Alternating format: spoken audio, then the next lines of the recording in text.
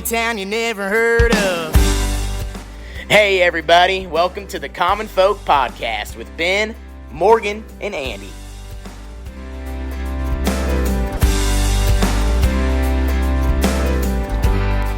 All right, welcome back to Common Folk. That's right. Podcast for the people, by the people. Got some more people back on. Lots of people around here lately. Aren't you guys full? We just had lunch, full, but I feel like really full.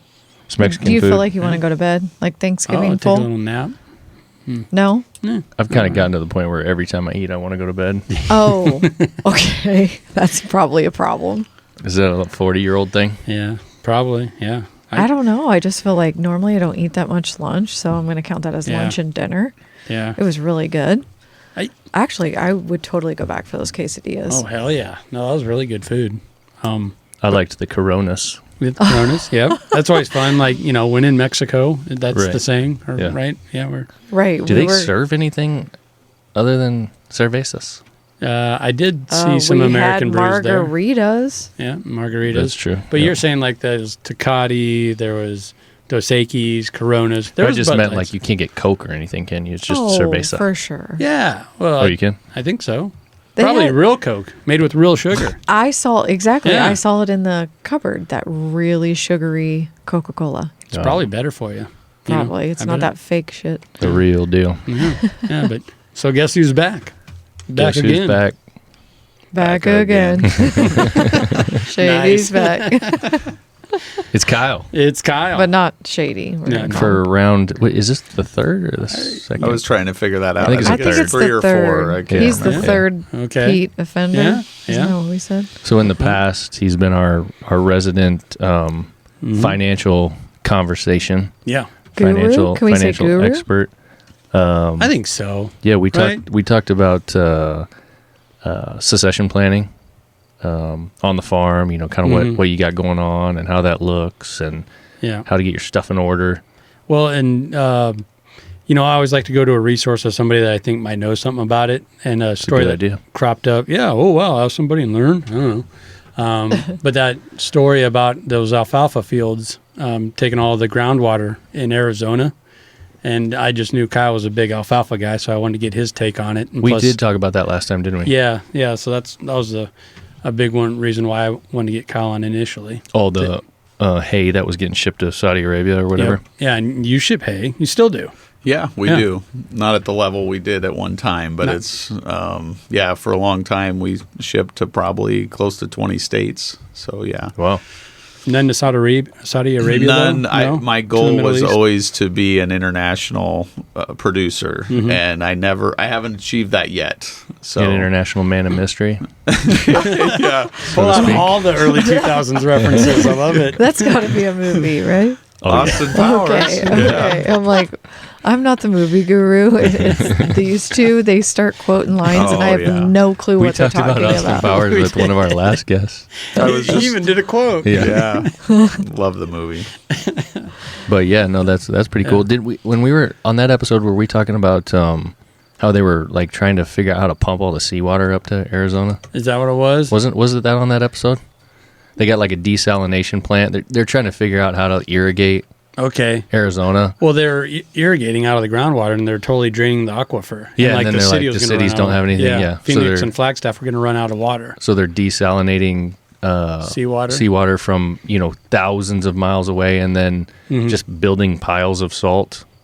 That's perfect. I think, just irrigate from the ocean to the middle of a state that's a desert. Then you got straight salt Yeah. as your byproduct. You can reuse that. Yeah. All the piping and Yeah, it sounds efficient. Don't grow alfalfa in South Dakota or Nebraska. Just do it in Arizona and use ocean water. it's one of those things. We talked about that a number of times before too. Like, you need to do what the area is built to do. Well, That's part of the problem of man, is that we try to Yeah. force everything to be the way that we think it should be. right. And I kind of like it in a way where our ego will be like, nope, I'm reshaping this land. I'm doing what I want to do, Yeah. But you always tie it back to food. Like, Yeah. if you live by the ocean, have a steady diet of fish. If you live in the middle of Nebraska, God damn it, eat the beef that your local guy is raising, you know? Yep. But no. And I don't want expect, seafood. tomatoes in the dead of winter unless you've canned them. Yeah, see, and that, oh, wow. Now you're going on a whole, you're totally crazy. That means you have to grow it, can it, plan ahead. Yeah. No, I just want instant gratification. I just think there's something to like those seasonal diets and those regional diets. Yeah. I mean, I can't say that I abide by them, but I just think there's something to it. Yeah, me neither. Yeah, I say one thing and do another. But, Oh, There we go. what was going on Yeah. over there? yeah, well, I'm just supporting local farmer. Local, Okay. You know, Lunch carried Yeah. on to the podcast room. right. So, no, what's your feeling on that, Kyle? I think it's kind of healthy to rotate your diet with the seasons. Then you don't get too much of one thing on top of another. Yeah, I mean, I think, and I'm big on the regional thing. We were in San Diego a couple weeks ago, and we eat some seafood when we're on the coast, and I love beef in Nebraska, and so I think just the balance of that is perfectly natural and normal. Yeah. So. Do you have much experience with beef in your background? Yeah, I think even before the commercial alfalfa, we were a beef farm first, which is kind of, as Andy would know, in Boyd County, kind of everything revolves around half pasture and half row crop. So you almost have to kind of have, you're part of beef, whether you like it or not, Yeah. one way or the other. I don't know if you know anything about this or not, but do you have any feeling on grain finished versus grass finished? And the reason Well- I ask is I'm definitely seeing more and more people are going straight to the producers. We've been doing it for a number of years. We're buying direct from the rancher, from upstream is where we're getting all of our stuff. We talked to those boys a few times. Albion. But there's more and more of them popping up around in Nebraska, and a lot of really good ones. And I think you had commented on it, Morgan. There was on one of these Facebook pages, local, the other day, someone said, "Hey, I want to get half a beef. What's a suggestion?" And then all these ones were coming out. But then the lady went on to say, "But it has to be grass finished." And I'm pretty sure that she doesn't know what she's talking about.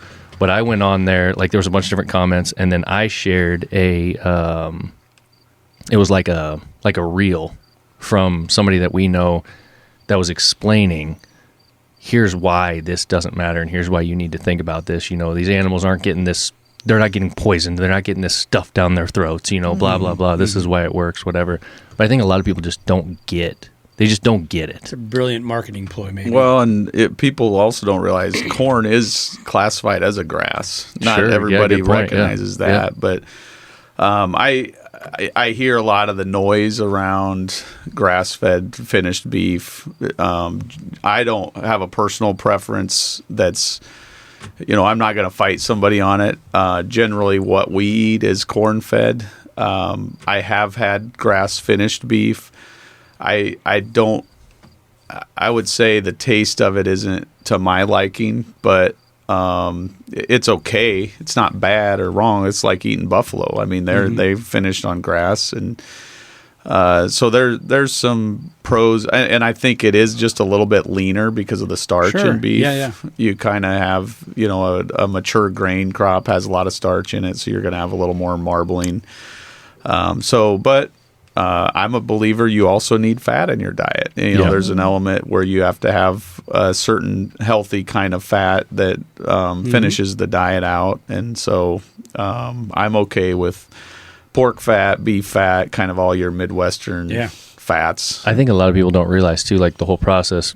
In an episode that we did previous to this, we were talking to FBN and Charles Barron, and we were talking about their sustainability initiatives. Yeah. And the things that go on with cattle and what they do for the land, and you take all these row crop farms and then they harvest and then they'll fence it and they'll put the cattle out there and the cattle will clean up the leftover grain. The cattle will, spread manure, spread natural fertilizer, organic matter. I mean, all the things that come along with it. Yep. That's all part of those sustainability practices. Right. And people don't realize that this is part of the process. This is not a bad thing.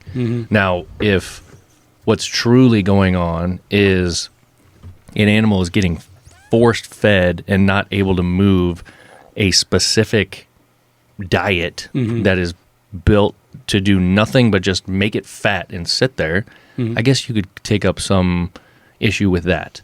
But that's not the way that most of this works. Are you talking about veal?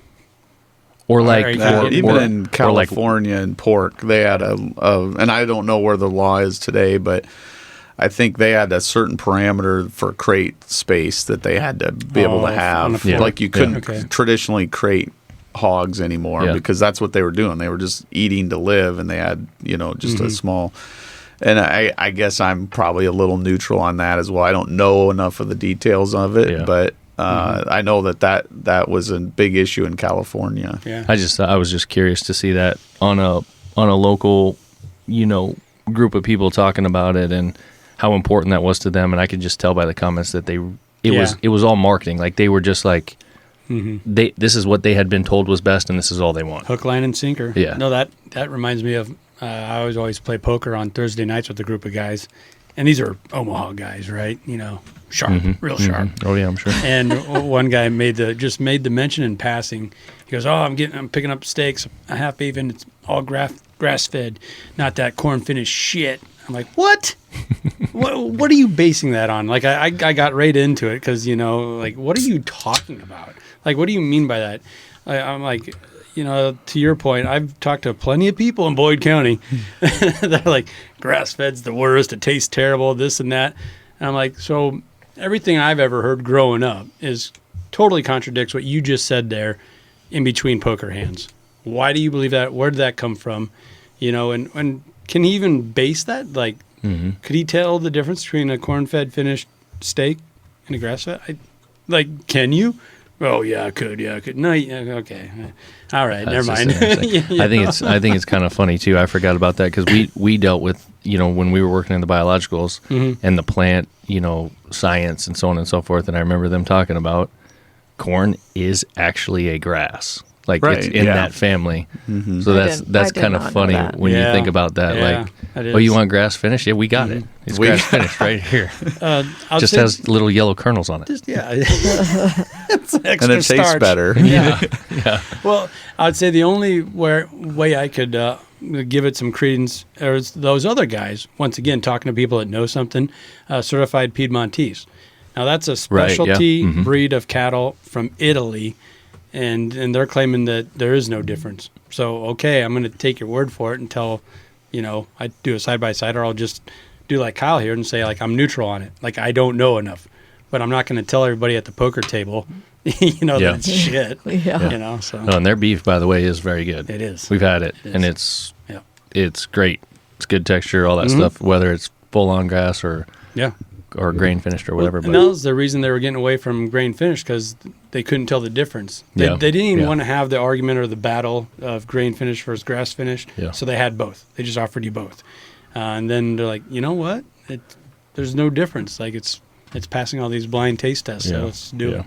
I just thought that was interesting. That was a tangent, but it makes me crazy, which is what moves us into the topic we're here for today. Because you're crazy? Yeah, all these things make me crazy. Mm-hmm. Oh. And full of anxiety. Yeah, no, we wanted to talk a little bit about mental health today. We found out that, Kyle, not only are you heavily involved in the financial world, and working with families and farms and all kinds of folks in that arena, but that a passion of yours surrounds mental health and looking at kind of involving that in your business. And we just got to talking about it, like, hey, this is a hot topic. You hear about it all the time, right? And it fits so many different arenas in our world. So we said, let's dig in a little bit. Yeah, I think it directly impacts things that you wouldn't even necessarily think of, and it's tough to recognize that. And it even involves our prior topic around nutrition. I think nutrition balance is, probably one of the 5 or 6 pillars around mental health balance, in terms of different areas of your life. I mean, there's other ones too, but, how much protein you get, how much carbs, what type of fat, all that stuff can affect your mood, can affect, a lot of different areas of life. Yeah. That's for sure. Yeah. And once again, you don't even really think about it, that, drinking Double Dew, Mountain Dew. I can't believe all these high schoolers. I mean, you can't hardly find one without carrying a Mountain Dew around. And I was that kid too. a lot of the sports season, sometimes we'd cut out for a little bit, but we would always celebrate with a very high sugary drink. Other towns did what they did, and fortunately, I didn't get into that too much in high school. But Mountain Dew might be just as bad. Oh yeah. Doug Williamson would always have a bottle in the those guys in the dugout. Oh yeah, like we wouldn't even have water in the baseball dugout. Yeah, those guys had. I mean, they would drink 3 or 4 Mountain Dews a day. It's a wonder we don't have a whole culture of diabetes. Oh, they were phenomenal athletes. I do want to shout out Clark Woodruff, good buddy of yours, right? He was a Mountain Dew addict too. Me and him were really? in on that. Oh yeah, we drank a lot of Mountain Dew. Well, it's just like, are we really having this? No, I drank a lot of Mountain Dew when I was kid as well. But I was actually thinking about something. I'm waiting for Andy to finish because I got something to add. Oh God, it's going to be some other quote. Well, this is new information to me. In the baseball dugout, it came up, and I said, "All right, well, let's all go get some Mountain Dews." And it really was Mountain Dew. And Clark said, "No, football season's too close. I don't drink Mountain Dew." And I just started giving him shit. I was like making fun of him, like hardcore, like, "I'm fat and irresponsible. You should be too." Well, and what Clark was saying, what he didn't say, but what I know him to have been saying, we would not drink pop in the preseason or in season until Friday night after the game, and then maybe Saturday, and then you went on a 5 or 6 day. Yeah. Hiatus of it again. And what's so funny, I got to college and met people in other schools and rivals in some cases, even people we played down in the playoffs. And, they would, in some cases, almost come to games tuned up from booze in a playoff game. And I'm kind of adding, these aren't specific, but you got that feel like, I was like, geez, we worked our butt off and you guys just show up and beat us in some cases, Yeah. Probably a little dumb. I always felt that way with your guys' track team, Kurt Williamson and Doug. Those assholes are drinking Mountain Dew in the tent, and I'm terrible at flexibility. We're stretching, we're working out. We gave up soda, for track. Yeah. And they would just beat the shit out of us, like not even a race. It was definitely the Mountain Dew. It was. I don't think Doug and Kurt followed the same rules we did in football either. Do you remember in... They were highly successful, though, yes, in their they own were. right. Do you remember in Talladega Nights when they're sitting around the dinner table? And the kid's I like... told you. He's talking to Grandpa. Yeah, I'm all hopped up on Mountain Dew. Chip, I'm going to come at you like a spider monkey. I'm all jacked up on Mountain Dew. Yeah, that was us. We're the Mountain Dew generation, I think. What I was going to say, I don't know the exact specifics of this, but when we lived in Tennessee, I was told that in Appalachia, which is basically where that hurricane just came through, a good part of it. The flooding. Yeah, that PepsiCo was required to supplement health bills or health insurance. Oh, wow. In Appalachia because of the effects of Mountain Dew. It was specifically because so much Mountain Dew was consumed in that area that they could tie the actual health risk or what happened. So Pepsi had to give the community money to pay for their medical bills. Oh my gosh! Basically, lost a class action. I guess like a. Sounds like global warming. Not that we're going into that like, world. When you talk about redistribution of, it's like an Aaron Brockovich movie, but from Mountain Dew. I thought you were going to go in a lot more fun area where Mountain Dew was created by moonshiners over there. Oh, yeah, no. Yeehaw or Yahoo or whatever. That is its originator name, right? Yeah. Like that's where the name came from. It's Mountain Dew. It's moonshine, whatever. But. Anyway, but yeah, no, and you can definitely see how like we're making jokes about Mountain Dew or whatever, but all these things, how those can absolutely have an effect, on your mental state. Sure, What, of course. Kyle, you were telling us, we went and had lunch, we were chatting a little bit, and you were telling us that this has kind of become like a passion of yours and something that, you think a lot about and you're wanting to get more involved with. Like, can you pinpoint where that came from for you? Like, what piqued your interest with that? Yeah, so I think in the mid-teens, owning a farm, fairly large business, 6 full-time employees, 4 seasonal, and learning how to manage things a lot differently from just a one-owner traditional farm. I'm starting to have a lot of stresses coming at me from different levels. And my wife, bless her heart, set up a 2-day. She knows I love like business dates, so we'll get away. We'll go to a conference or go to a seminar, and she'll do her thing, and I'll go kind of learn about business or about the next thing, and so she set this thing up in Lincoln, Nebraska, and we went to this guy named Keith Kochner, who's I would call him kind of a life coach speaker. He put on like a 2-day event, and I was just in the front row absorbing everything, and he really changed my thinking about business and about he basically tapped into mental health as something that people don't often see, but it's a part of who they are, and we all have emotional health. It's just a matter of, are you managing it well, or are you letting it manage you, so to speak, and so that was definitely a point. And then you guys were probably familiar with the 2019 flooding in Nebraska. Mm-hmm. That was a time period. So from 2018, from that business seminar to that point, I started changing my behaviors. A lot of just daily habits changed at that point. I mean, just early morning devotions, regular exercise, paying attention to nutrition, drinking more water. Hydration became a part of it. Reading became a part of it. I'm going to put a plug in for a book called Outlive.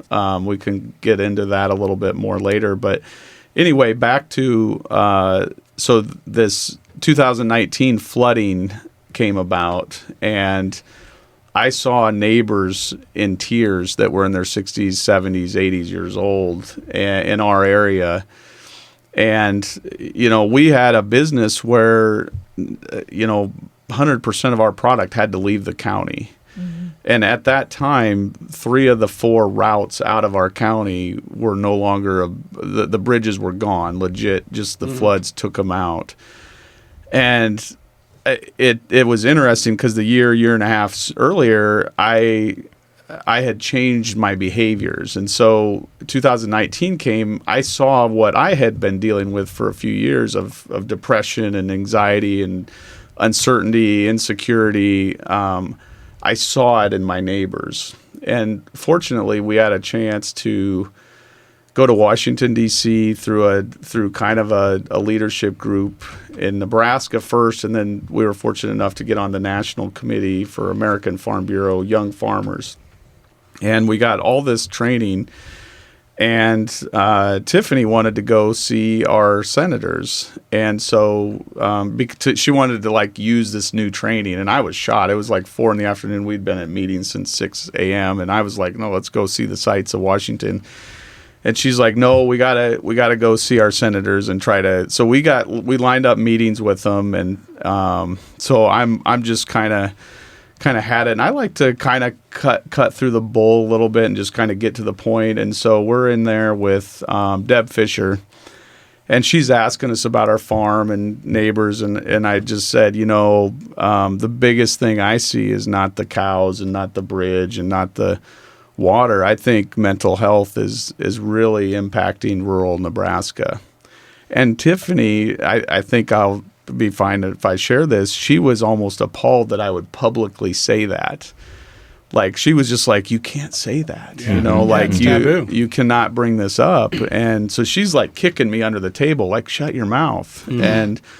And I'm kind of like, oh, okay, well, we won't talk about bridges, floods, water, bad. Yeah. So I just kind of say the narrative that everybody's saying, but they're not really saying the real issues. And I knew that. The underlining. Mm-hmm. So we kind of go, and Ben Sass was a senator at that time. And so we had another meeting lined up with him, and we get out in the hallway, and Tiff's just letting me have it. She's like, you gotta bang the drum of the people that taught us this stuff. You can't bring up your own personal issues. You got, this is you. This isn't everybody else, And we get into the meeting with Ben Sass, and I'm kind of like, well, I guess I won't say anything. I'll let her do the talking.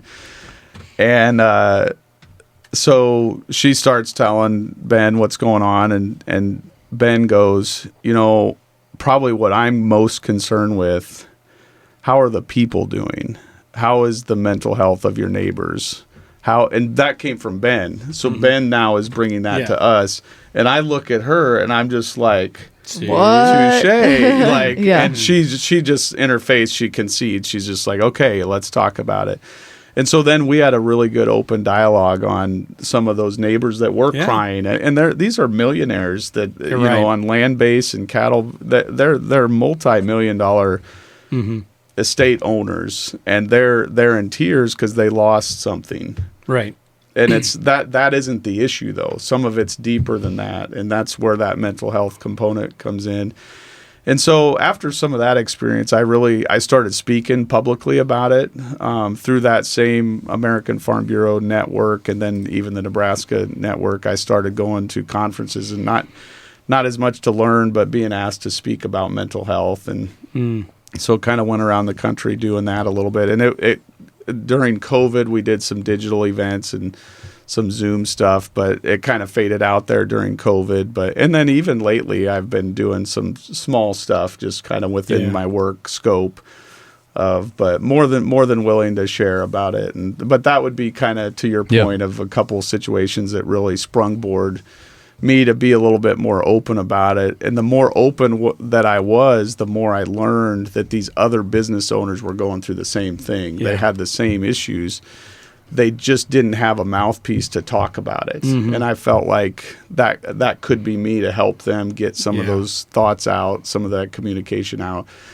And even to what you guys are doing as a podcast, I'm grateful to be on here to share some of that story, because I think, I always say, I hope there's just one person out there when I speak publicly that can use whatever we're talking about and grow from it. That had to have been rewarding, not to do the I gotcha, with Tiffany or, your wife, but actually hearing a representative address that. And to the group too, right? Or was it just you two? It was just us two at that time. Okay. They do a Nebraska breakfast. I don't know if you guys are familiar with that in Washington, D.C., where they'll have all 5 House and senators.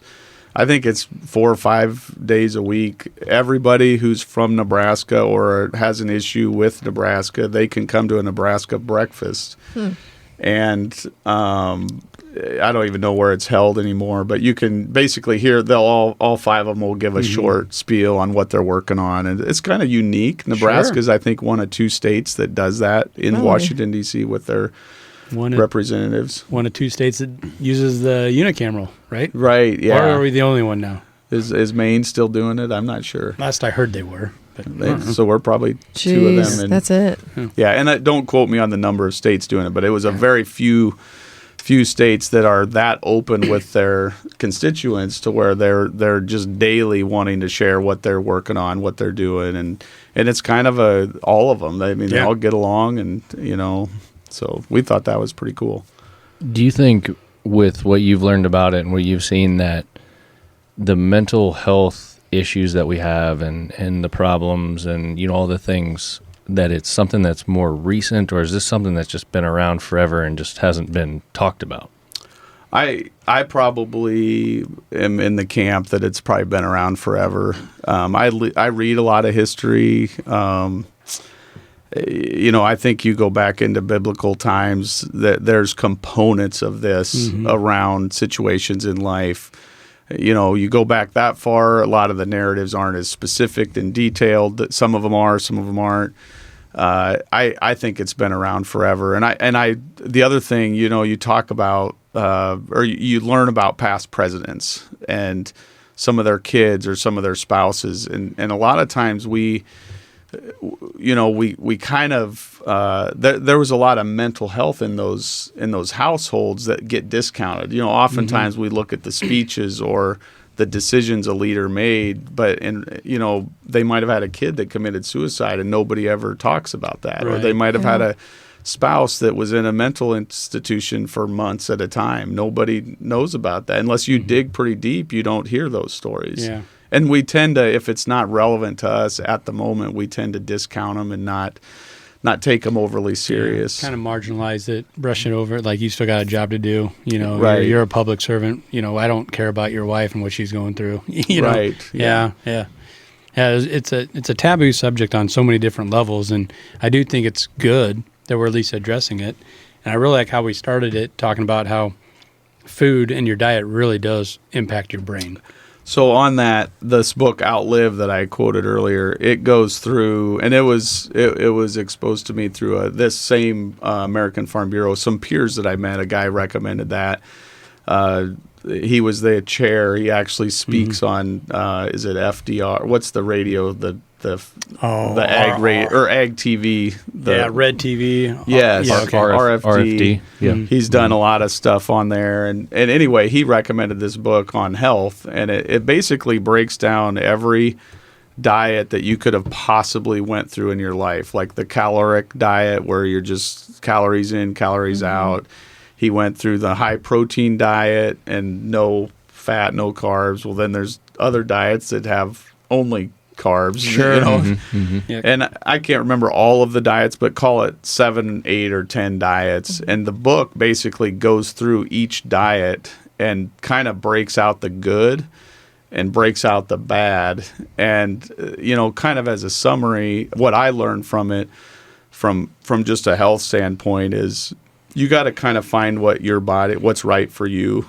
I think balance is probably key. And so one diet's it's not like the book says, okay, the high protein is the winner, so all these other diets lose. It basically takes elements of each type of diet and says, put in the good, and if you can, if it fits, and so that was a good book in terms of nutrition and food to, the farm to food conversation that I've used in my past and loved learning about. Yeah. Yeah. And how do you have any thoughts on the current, it's not even called a pyramid anymore, but the food pyramid, like to me, it puts eggs as a dangerous food, but it had like cereal, like bad cereal and chips. Really? Or like at Cheerios the top. was at the top, like It's as horrible. a healthy. It's like I thought, okay, like the book's out, not your book, but the book's out on the food pyramid. It's because the it's sugar bought. industry had a lot to say on Wow. that. Yeah. And then they made a new one, and it's like even worse. It's like, nope, we're doubling down on it, boys and girls. Like, Wow. Yeah, I haven't seen the latest food pyramid. I know when I was growing up, bread was high on the, you needed a lot of bread. My wife's celiac, so she actually cannot have anything with wheat or gluten, and so puts out most pasta, bread, anything. And I've actually noticed, because our whole family diet has changed somewhat because of that, I'll get almost a little bit of a stomach ache eating buns, like a hamburger bun. And so I don't know why that is. Maybe it's mental. I don't know. But I've concluded that there is some adjutant in gluten. Sure. So the fad of gluten-free, there might be some science behind that too. Yeah. And I eat gluten, don't get me wrong, but I do notice it, which is kind of odd. When the gluten-free thing first started, like 7 or 8 years ago, and you started seeing it in restaurants, like, would you like that gluten-free? As a joke, I'd always say, no, I would actually like double the gluten, please. Load it. Yeah. They'd never know what to say to that. I was just kind of My wife hates people like you. I would never be her waiter. Our daughter, That is not funny. she can't. She's very sensitive. She doesn't have celiac, but she does not eat gluten at all either. It's really bad for her. But I don't think bread and pasta is good for you. Yeah. I mean, I think it does make you a little bit sluggish. Yeah. What's interesting is wheat. What's more natural than wheat? I don't know. I mean, it is the least genetically engineered food that we grow, and it's the biggest problem. But But you're refining it. That's the problem. they They also- say if you go over to Italy, you can eat pasta and you can have their bread. People that are Okay. celiac, because Tiff it's says that. That's our goal is to get over to Italy. to go one over of there. these She years. could eat anything over there. And it's a whole nother conversation, but there's that whole camp that says, yeah, I got you. Like, that is a supernatural food and all those kinds of things. But the way we treat it in our agricultural system has poisoned it. And this is why it's bad for people. Like, there's that They camp can twist the marketing that says too. that. And there's some things out there. You know, Sure. you hear some stuff about what's sprayed on it and when it's sprayed on it and when it's harvested and things like that. There may be something there. That's for everyone to kind of figure out for themselves, I Yeah. guess. But I'm shocked that eggs are not on the high. I mean, to me, eggs are a superfood. I don't know how you Yeah. beat. Yeah. I can tell you when I have an egg, just an egg alone, I feel better. Yeah. We were joking a little bit earlier when, at the beginning of the podcast, Morgan was like, don't you guys all just want to go take a nap? Which I keep And yawning. I think. the- Sorry, it's the tequila. Well, look, that's what I'm talking about. That's what I'm getting at. It literally is what we put in our body. I mean, It is. when I when I said earlier, like, oh, I just always want to go to sleep after I eat, I was kind of joking, but in a way, that is a lot of the times what I eat, I'm ready to go to sleep. But when you've eaten something that was just, Or drink. it was light, it was clean, it was easy, you're done eating it, you don't even really feel, you don't feel full, but you don't feel hungry, you feel fine, you're off, you're moving. Like, the difference of the stuff that you put in there. And then if you directly correlate that to your mental state, I mean, obviously. So, like, right now, if you had to do some kind of high-performance thinking and something, you had to solve some problems and shit like that. I'm like, out. yeah, you're in bad shape. Yeah, but if you had problems, I love that. this other, whatever diet that sat lightly and you feel nimble and boom, you're ready to go. You have your healthy lunch snack or whatever the thing is. Mm-hmm. I mean, that, of course, like, you think about it like that, it has a direct effect on your mental state. Yeah, and you think about it, it's very basic. People are like, you are what you eat. How many times have you heard that? But when you actually break it down, It's you true. eat a bunch of fries or you eat crappy, you're going to feel nasty. You eat an apple, you feel bad. I mean, it is. It's very basic, but it just, for some reason, the relationship people have with food is kind of screwy. It goes hand in hand. hand. And then it messes up with your brain and so many different things. Yeah. Well, and I think kind of that cliche, for lack of better words, you are what you eat. We've all heard that for kind of ever. Ever. It's like, until you start having digestional or mental health or physical health, until it starts directly affecting you, some of that stuff doesn't. At least for me, it never hit home. And now it's like I pay attention to almost every component. I mean, it's like a daily effort to just pay attention to what I'm doing for health. And I pulled something up here I would share with you guys if you have the stomach for it. Yeah, go ahead. Oh, so we have a stomach for it. So it's kind of my rough playbook. It gets adjusted probably not monthly, but maybe quarterly. I always work in financial quarters Terms. or so it's the nerd that comes out. But in general, this is what I try to do on a daily, and it's not every day for sure. There's one component that's for sure not, but it's like when you go to lunch with the common folk and everything gets blown out of the water. Yeah. We messed his day up. So I try to drink 100 ounces of water a day, which is about half of your body weight. There's a lot of different, people have different ways of doing that, but that's my goal. You mentioned hitting 40 earlier. Ever since I hit 40, I've had trouble running. So now I try to walk a half hour to an hour and a half a day, depending on kind of what I have time, what's scheduled, and that's something that's really a must because there's some sunshine. I usually try to do at least half or all of that outside. Used to be more running. Like I said, when I hit 40, it just changed a lot of things in that area. And then I like to lift weights of some sort, probably 2 to 4 days a week. And again, you guys probably can tell I have a little bit of a cold today, or I've had it for about 2 weeks, so I don't think it's contagious. But I don't, once you kind of have to give yourself a break once in a while. So lately, it's just been more walking and sunshine. I do daily devotions in the morning, try to do early morning, kind of get a little piece of a plan for the day. I actually journal, and this was something that I kind of started to do with that Keith Kochner training and some of his coaching.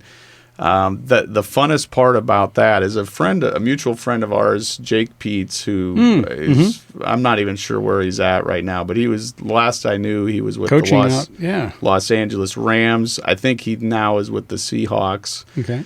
Anyway, he did a short presentation for a group that we were working with, and he said he journals, and he would take notes on a daily basis of his life, so to speak.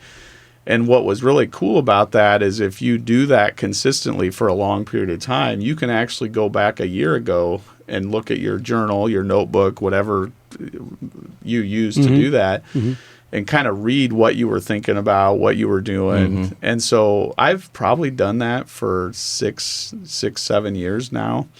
And so the journaling is kind of hard. You kind of force it. Sometimes you don't really know what to write about, what you talk about. Sometimes it's a prayer for me. It's just kind of putting out there what I want to happen for the day, and areas where I can maybe be of better service to someone or something, or or work or whatever, family, kids. And so, but what's really cool is about once a year, maybe twice a year, I'll do like a 1 year look back, 5 year look back, maybe a 3 year. Wow. Yeah. And you can actually see progress That would be cool. of like, well, you hope it's progress. I Yeah. wouldn't say it's always been progress, but once in a while I've Look looked out. back and I've said, wow, I was in a dark place that day. You know, let's say it was October 1st, 2020, right after COVID, or right, I think was COVID 21 or 20. I think it was 20. We're in 20, yeah. So you're in COVID and you just got your whole entire farm and county flooded out. There was some times in there that were pretty dark of like, Yeah. okay, what are we Yeah. going to do? How are we Yeah. going to deal with this? So journaling, I think, is huge. Nutrition is a big part of it. I've started to use a Fitbit app where I basically I try to get, so the metrics in the app are 45% carbs, 35% fat, and like under 20% protein.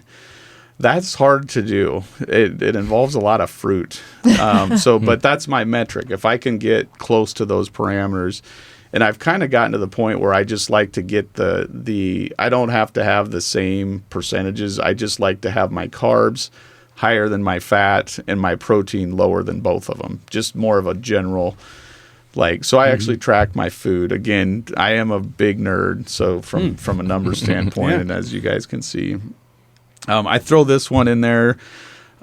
Sex is actually a very healthy, important go. Yeah. thing to your mental health Yeah. and marriage, and there's some components about it that help at work. There's a lot of health components with that, and so I always just jokingly say as much as possible. Of course, yeah. It's not a daily event for I don't think it is for many. Go but- back to your journal like, Tiffany. yeah, we're off here. So, but no, I keep that in there, and I sent this list to a good friend of mine that is kind of being introduced to that counseling along with financial planning, and just because I know them that well, and some of this stuff, it's like if people don't know, they're not going to try it, and I'm not saying that one specifically, but a lot of these. I always say if you can implement one or two of something, you've started a habit change that's going to benefit you. Generally speaking, it's going to make it positive. And I've been trying to do no alcohol. Of course, being around you guys, Once again, I Go to usually lunch with the enjoy- common folk again. Yeah. So sorry That's about kind that. of that's kind of a Lynch Boyd County thing too. Like Right. when you start coming down to Lynch, like sorry, here, And give that up. and in reality, I'm probably more like I try to keep it to about once a week. Okay. In the summertime, we get to doing a lot of like baseball stuff and golf stuff, and it can get a little out of control in the summer. And then I feel like this time of the year, I got to kind of start reeling it back in. And alcohol is one of the main, like from a weight gain. It's a battle for me to stay even thin at all. And wouldn't say that I am, but I work hard at it, I guess. Alcohol is, according to that book, Outlive, it's one of the major inhibitors I bet. and I don't know if it's a chemistry thing, but something Yeah. in it affects your nutrition of weight gain and Sure. that kind of thing. Yeah. So, and I don't think everybody has these same genetic rules, but Right. these are the ones I follow. Yeah. And then I try to read a physical book once a month and just kind of throughout the month. And then also I try to do an audio book and I even document a little bit of that learning along the way. So it is a lot. And I wouldn't say I'm 100% at all these things. But if I can do maybe 85 to 95% of those things on a weekly basis, generally speaking, I am a better person to the loved ones that I have. I'm more honorable at work. I'm more fun to be around. Yeah. And so, nutrition's a big part of that. Sure. So, And it all goes back to your mental health. You're in a better space mentally when you check off your list. Right? yeah, for sure. I think, a lot of folks, and you kind of answered that at the end there. I was going to ask you, do you ever focus on your family or your friends or whatever? And as you said there, actually, it's almost kind of the opposite. It is. It's the opposite. The culture in our world moves so fast. So we're kind of trained to be like, we're supposed to work from 8 to 6, let's just say an extreme office day and half-hour lunch break. that industry's dying because they're getting overweight. I mean, and I'm just going to say in banking, finance, insurance, I'll go to these conferences and physical health, emotional health, mental health is always one of the top attended breakouts because people are trying to crack the code. We've been kind of ingrained into this office setting that's, I think, actually COVID was a good thing and disrupted a lot of that. And it's created a lot of flexibility in a lot of these industries. Right. To where you can actually kind of create your own schedule and serve people better. Yeah. And so it definitely got a lot of people questioning, like, so why am I doing the 9 to 5? Yeah. Why am I doing that? Yeah. Why am I here from 3 to 5? And there's, there's a point where there's just got to be some disruption in your schedule that is positive for everybody. You were going through your list there, and a podcast we just talked about, Sean Ryan was on Joe Rogan. Oh, yeah. And he was talking about helping his buddy. Like it was about the same story. And he's an old military guy, so very blunt, very direct, colorful language. And he said something like, because I started laughing, he goes, dude was in a dark place, so I got him on this and went home, banged his wife, started playing with the kid. He did say that. I remember that. Yeah. But he's right. Of course you're in a better place mentally, and your wife's happier, your family's happier. Sex is the number one. I mean, to change your immediate health, it's probably the number one thing that can, according to the books that I've read, that's probably the number one thing that can kind of change that mood quickly. I'm not saying that's always the healthiest way, but I mean that is a mood fixer in general. And to speak to your point about kids and family, generally, if you're healthy, you're going to prioritize the right things. And so in my life, I am loving my kids. I love coaching right now. I'm helping out with different components with the community. I'm a mentor for the teammates program. I mean, there's things that I absolutely love about my life right now. Probably the biggest challenge is just getting the world to adapt to my schedule rather than me, kind of adapting to this culture that is obviously unhealthy for most people in general. Yeah. So what do you mean when you say the world adapt to your schedule? Well, like clients and scheduling, we have to do that on a timeline that works with my health. Otherwise, I can't give them the best Kyle. I can't give them the best financial plan. I can't give them the best succession plan. I can't get them around the right people. And so, it comes to a point where if you have the right thing, and there's some more to that list that Andy and I are going to visit a little bit after this about some financial training and some modules that we're kind of working on. And some of that has that mental health component to where, giving people your best, and I think if you have a lot of these priorities in place, the default is you're your best you. And you're going to provide that to the people you serve. We're a service industry, and you got to think of it that way. You're serving people at whatever capacity. But do we want them to have a dog-tired, spent, overweight Kyle? Sometimes they get that. Don't get me wrong; it happens. But or do you want them to have an energetic, enthusiastic, positive, bring them a great plan, Kyle, which I hope we're doing. A brain that's not dehydrated, from alcohol. I was thinking about some things earlier when we were talking about just mental health in general, and I feel like we're hearing more and more about it all over the place.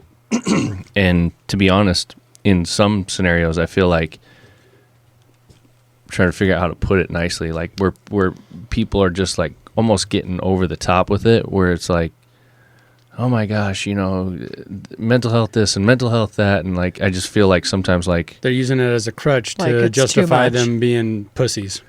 There you go. I guess you said it. I was trying to dance around it, but Andy just cut to the chase. I do feel like to piggyback on that, I do feel like sometimes it's like people are just being a bunch of pussies. Like, just go out and do the work. Like, quit talking about it, man. And that could be wrong, but I want to be honest here. And I want to ask you, do you think there is a world or there are scenarios where sometimes the focus on mental health can get in the way of getting required things done? Or is it your view that this can always be a piece of this? We just have to be smarter about how we're incorporating it. I would probably answer that in two ways. With me specifically, I run a pretty tight calendar, and to get onto it, you've got to dodge my health pretty severely, because I know I only have so much capacity, and I want that capacity maximized. And so the people around me, whether they're in the past employees or even people in my firm, at some point the work gets done, because I mean, that's another thing. I track all my hours and I specify them to which business they're part of. I did that a little bit with family just to make sure I was keeping priorities in the right place. It becomes too much analytics. We need Charles back to help us figure out some of that automated platform type stuff. But I think there's that component. I mean, I'm one of 8 kids, number 5, I think there's an element the work does have to get done. And I think that, I don't see what you're saying a lot in the people I'm with, but there is that perception out there for sure. I think there's, I even wonder with, my daughter had dance from 6:20 in the morning to school. And then they had, I think, golf after school, and she's a golfer, not volleyball. And then they had like speech or one acts from like 7 to 9. And okay, that's a heavy work day, right? And so from 6:30 to basically 10 by the time you get to bed, and you're 14 years old. And you might have homework and all of this stuff on top of it. Yeah, and that you maybe tried to fit a little homework in there. To me, we're setting that kid up for failure. We're setting them up for mental health issues. Now, is she grinding through it, getting the work done? Like you said, she's plowing through it. Yes, she is, and so are all the other kids. But what are we training them for?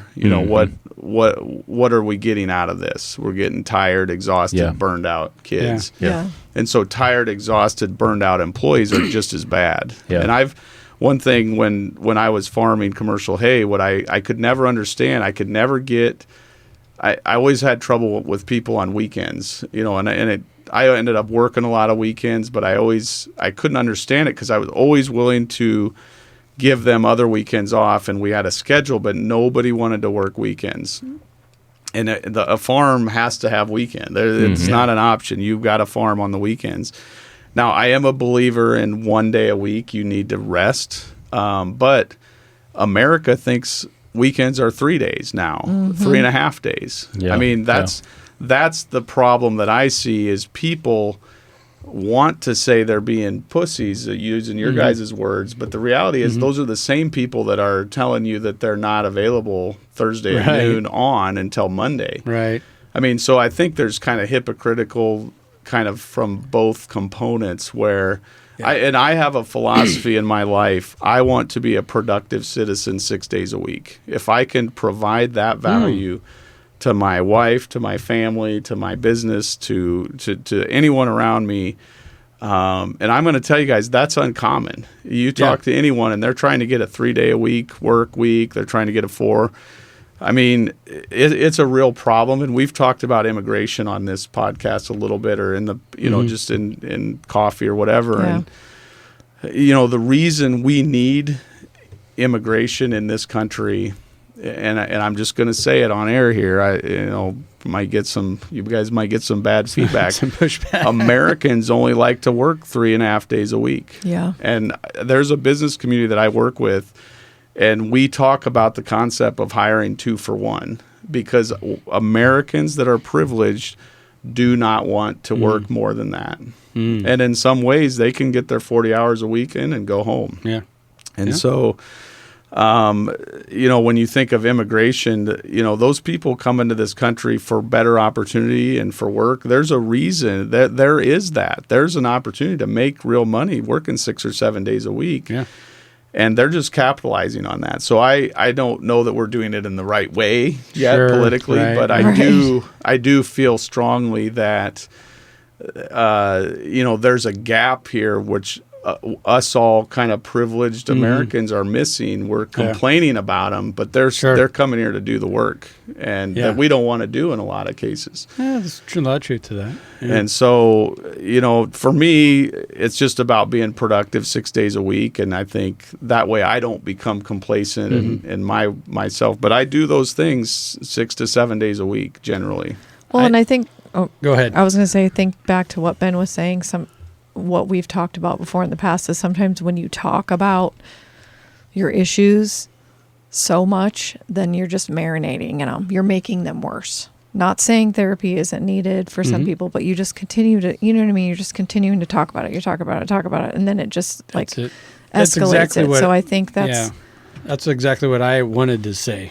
And that's what I thought you were going to take his conversation. I actually do. Yeah, I want to comment on that.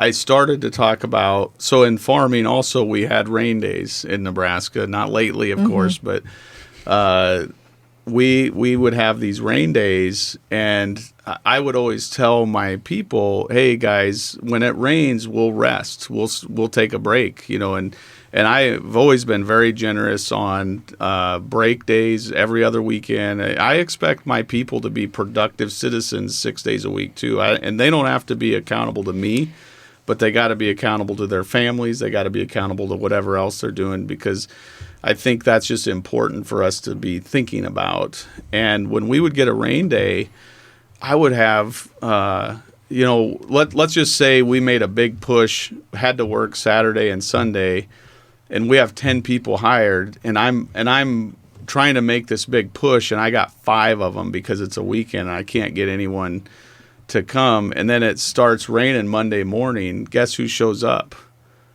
There's no work to do, and 10 people show up, and they're talking. They're just doing they're marinating in what's going on, and they're talking about it. And there's nothing that, as a business owner, there's nothing that could irk me more than watching that. And that's a little bit, I'm going to flip it on you a little bit, because what happens in the business community today is you have that marination that you're talking about going on at 3 p.m. And people, there's a point where we're optimally productive, and then you kind of, there's that point of diminishing returns. And I'm keenly aware of when you hit that point, you got to change course quickly. Because if you just start marinating in that conversation, the unproductive, you may do the work, but it may take you 3 times as long. Yeah. So I'd rather you go home, do whatever you got to do, go to your therapist, go to your family, go do your whatever, go get a workout in, come back and finish your work at an optimal level. Yeah. I can see that. Where I was going with it is, I'm a big Zig Ziglar fan. Okay. I love his work. And he talks about, and a lot of people are talking about now, the power in words and the words we use and how we use them. So, like, if you keep telling your kid, stop being bad, well, now you're putting a negative word bad into his head. You should rephrase that as, let's start being good. And see how you're using the word good versus the word bad. And so, like, when we're just constantly focused on mental health, let's talk about mental health. How's your mental health? Well, now it has a negative connotation to it. And that's what I think you were kind of getting. That's how I consume that. My wife, too, in Washington. I mean, I think my mission, as you said earlier, would be to make it a positive thing. Because as I brought it up to our senators, and Tiff was like, that's negative. You can't talk about that. And it's like, well, it doesn't have to be. True. Yeah, it doesn't have to be. I think the more we talk about it, what I'm seeing is that it's like anything else, where there can be too much or too little, or how it's used, or it's used in a wrong way, or it's misused, or whatever. I think there's scenarios where the mental health conversation has to happen more, and then there's scenarios where it maybe needs to cool off a little bit. There's some bad actors out there. And people taking advantage of it and whatever else, and that's just kind of the things that come along with anything. Right? Well, it's kind of like, we used to joke when COVID basically got over, for a year, people still used it as an excuse to do whatever they wanted. You know, I don't want to go to the game, COVID. Yeah, right. I want to go to the game, COVID. I mean, it didn't matter. You could, Yes. all you had to do is say COVID at the end of the sentence, and you were free to do whatever you wanted. And I think that's maybe a little bit of what you're talking about. Yeah, I think so. I think that it's one of those things where it's like there isn't any one good answer here. Like, you know, when we ask the question, like I asked you the question, you know, do you feel like sometimes it's over dramatized? Can it get in the way? Like, there isn't really one solid answer to that. Like, the answer is yes and no. You know, and the same, all the good things that we were talking about. The answer is yes and no. You know, we have to find some kind of good balance with these. Does that make sense? Yeah, at some point you are being a little shit. You need to knock it off, and you need to hear that. When you were talking about the Zig Ziglar thing, you know, I was thinking that when you said that, like, okay, let's try to figure out ways to be good. Like, okay, you can only do that so many times. Yeah. Oh yeah. At some point, you got to be like, quit being bad. You got to stop being a shithead, and you got to help me out here. Yeah. Like, you don't have a choice anymore. Yeah. But that's when you have to bring it up a level. I mean, like, what is your normal vibe? And then let's take it up. That's a where notch. That's where I might need to journal more like Kyle, because I try to play it cool, then finally, like, I just Boom. Yeah, Jesus Christ, I'll just. Well, where I see the hardest part for me is parenting. Yeah. You know, the kids will, you know, do things, and it's like, I haven't read this in a book yet. You know, it's like, what do I do here? Yeah.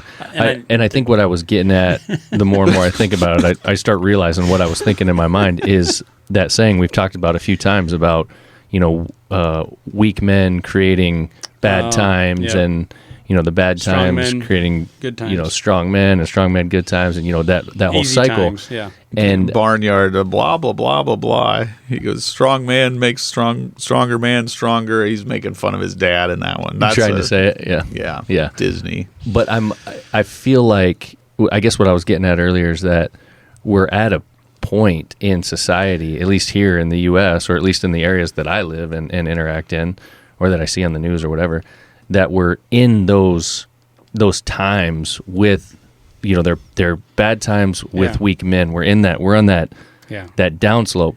So it makes me feel like, man, I don't know that we need to be on the grand scheme of things catering to this weak issue. Right. It's more that we need to wake people up and be like, toughen this shit out. Let's go and let's make this a better place. Eat more eggs, and I don't give a shit if it's grass-fed or corn-finished beef, but have a steak, goddammit. And go bang your wife. There you go. Boom, there it is. Tied up the whole podcast. But I'm willing to admit that that's not, as I said earlier, there's not any one way to do this. I can see where this fits in and where it has to be a part of the conversation. Yeah. I just feel like I don't know, just some of the things that I run into, I want people to be careful about overdoing it, if that makes sense. Yeah, focusing on it. Like, you don't want to focus on negative things. I mean, focus on some of it. You got to fix some of this stuff. Sure, but of course. I don't know. I feel like we've just got, I feel like in our society, we have got so many things so good that it gives us the opportunity to worry about things that we wouldn't normally have to worry about. Time. We that 3.5 days that I talked about. The American culture wants a 3.5 day work week. Well, what do they do in the other 3.5 days? Yeah. They're thinking about negative things, potentially politics, whatever it is, which is compounding mental health issues. Right. Yeah. So, I don't know. And last thing I was going to ask you, and I know we're just about done here, and you had touched on this when you were talking about like your daily devotions and things like that. Does your spirituality play into how you handle your mental health and how you would recommend folks consider their mental health? It's not universal. For me, it's paramount. I think I lead with spirituality. There's another book called The 12-Week Year. So hear that again, 12-week year. And it's how to create space in your calendar with your family, with your job, whatever it is. And it lays out a pretty neat plan. And for me, spirituality is important. I think that's one of the first areas that I want to make sure that I'm doing daily. And then, everything else can kind of fall behind that. Now, I know I'm, saying that publicly and I'm proud of that, but it's not, it may not be for everybody, but that's an area where it's going to be very important in my life. And then honestly, probably followed by health, physical health, water, all of those kind of components, because, kind of like the old airline adage, if you can't take care of yourself, you can't take care of your neighbor. And I think that I was going to comment earlier on your content about, just grinding through some of that. And another principle in this kind of some of these business groups that I've gotten fortunate to be part of is, discernment about fake deadlines. In a lot of ways, people around us will create these kind of fake deadlines, like you have to get this done for me, or and you can get caught up in that culture of run. If you're unhealthy. Yeah, well, I think when you're come at it with the right perspective, you put things in order. You get the things that need done in the right time, and you generally you're gonna perform better in general. At least in my life, that's what I see. I can't speak for anyone else in that. No, I just think that's an anxiety, creator, making these false deadlines or feeling like you're, you need to get this done for somebody or whatever. Right. And here's an example. Just yesterday, had a lot of stuff late morning. I like to work out over lunch, and I had a lot of stuff that was running me over the lunch hour. And I kept telling myself, I can't stop. I'm working. It's working too good. Mm-hmm. But I was also starting to get a little brain fog, a little bit of like, I needed to keep going, but I also, my habit kicked in. I went and worked out. I came back completely clear. Mm-hmm. I mean, I came back in a better place, deciding to keep with the habit. And again, that's maybe not for everybody, but it does. For me, that's how I live my life. Mm-hmm. Makes sense. And I ask about the spiritual piece because I don't know. I feel like as we get older, I hear more and more about it, and I feel like a lot of the things that you were talking about that you do. And, that you hope for people and the things you try to bring in your life and think about this and think about that and have this planned is something that I've heard about, churches and congregations like doing for people. And I feel like a lot of people have gotten away from that. We were working, a buddy of mine and I were working with this church in Lincoln a couple of weeks ago doing a barbecue for them. They just wanted us to come out and help barbecue. So then naturally we're sitting around, we're having some conversations with those folks. And we have since then. We're going to go back, we're going to do podcasts with them, these kinds of things. But one of their biggest things was that our congregation is shrinking. They said people are having less kids, people are bringing less kids to church, people just aren't coming anymore. And I can see a world where a lot of those things that you were talking about, people used to get by way of their church, and now they don't. Yeah. And now there's like a lot of these lost souls, so to speak, without getting too dramatic about it. Yeah, no sense of a community. Mm-hmm. You know, so you revert to other things. Well, and I don't know the answer to this, but I drive by the school on a Sunday, and I'll see completely full parking lots, 400, 500 people at club this or club that, and I'll go up to my church, and there's 30 cars there. Mm-hmm. And I don't know why that is, but I'm not sure that's the way it was intended. And what you're referring to is what I think I've seen a lot as well, if I'm on the same page, is these athletic clubs, is what you're saying, like these sports teams that are sucking up people's lives. And that's a whole nother conversation. Yeah. We talked a little bit about another that. Podcast. Yes. Yeah, you're right. I mean, it's interesting. We did volunteerism. That was pretty good. I touched on that. Yeah. I think I was here for that one. Yeah. Mm-hmm. Oh, that's right. We did. Yep. Yeah. That was a very good one. I think that was the most recent one. Yeah. Could be. So anyway, I don't know. We're a little over an hour now, so we probably should wrap up. But it's definitely interesting. Hopefully, it rings a bell for some folks. I mean, I think a lot of folks are very interested in this topic and are going through some of the stuff their own. I hear it every single day on social media, especially in the farming world. Mm-hmm. There's so many people behind these mental health causes, and helping farmers and whatever else. The veterans, all of the the organizations that we're involved with the veterans and mental health, the 50 Mile March, we just got back from their first meeting for the year. Mm-hmm. It's a big deal. That was the first thing Jay wanted to talk about. I can't quote the exact statistic, but when we were part of that national group, there was some statistic, and I want to say it was 16 or 19% of people in the U.S. are happy with their career choice currently. And I don't quote me on that number, but it was shocking to me because I was generally happy with what I was doing. I'm generally happy with what I'm doing now. And I was shocked by that. But if you go into a factory, and so my point is, and I'm kind of bringing this out to a broader audience because I do feel like, yeah, there's the veterans in the farming community and rural community, but I think there is a larger issue of some kind of lack of motivation or lack, and maybe it's that complacency component. Yeah, the community actually being part of it, feeling like this company does need you. You know, right, like you put in an honest day. For sure, yeah. Another piece that I'll add, and then we can close out, but just to kind of reiterate what you're saying there as far as the general public, I volunteer at our local fire and rescue, and I'm an EMT, so we're going on these calls, consistently. We have about 300 calls a year, so we're seeing somebody every other day, usually a little bit more often than that for whatever reason. And I can tell you the majority of the folks that we haul to the hospital, they're having some kind of issue, and I guess I would say mental issue, but in a lot of cases it is mental issues. There's something going on there. But even that, it's our responsibility to document what kind of medications are you on, what are your allergies, these kinds of things. The majority of folks are on some kind of mental health medicine. The majority of the people that we take into the hospital, and I'll go back to say that's not just when we're doing mental health calls. This might just be somebody broke an arm, and we just need to know what are you on? What are you taking? And the overwhelming majority are on some kind of mental health medicine. Yeah. Something to think about. Yeah. Yep.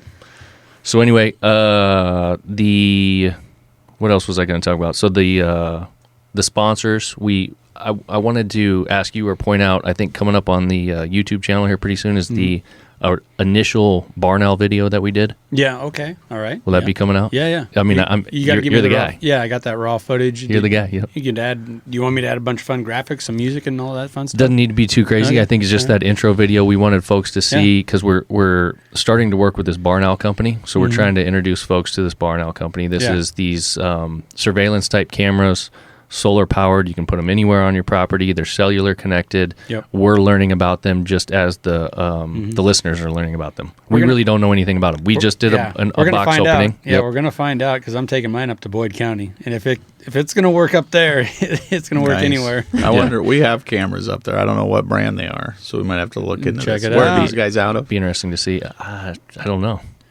I mean, they shipped them to us from somewhere in the U.S., but I don't know where they're at. They are USA, though. Yeah. I did see that.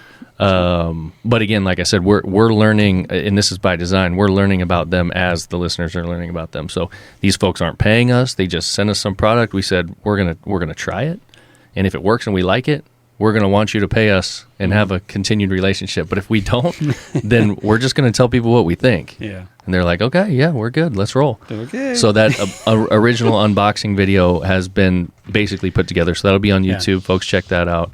And then you'll have to put them up. Yep. Then we'll have them up. Yeah, we're gonna have footage. We're gonna have the how all this worked. Yep. We're gonna give the full review. Yep. And then lastly, on our website, farmfocused.com, FOCUSED.com, use code CommonFolk, you get 20% off. And also right now, we'll probably put this one out this week. We've got a sweater weather promotion. I was gonna say with coffee. Yes. All right. Yes. So if you go to the website and you purchase a Farm Focused branded hoodie or crew neck, you will automatically get added a bag of Farm Focused coffee in your shipment. So good. Blueberry I pecan. actually got a request for that coffee. No kidding. Like yesterday, someone was asking me for it. It's great. Yeah, I know it is. It's great. So folks, check that out. What else? That it? That's it. Mm-hmm. Kyle, thanks for coming again, man. Thank you, guys. Good to Thank see you, you. Kyle. Looking forward to doing it again. All right. We'll see you guys. Peace. Later.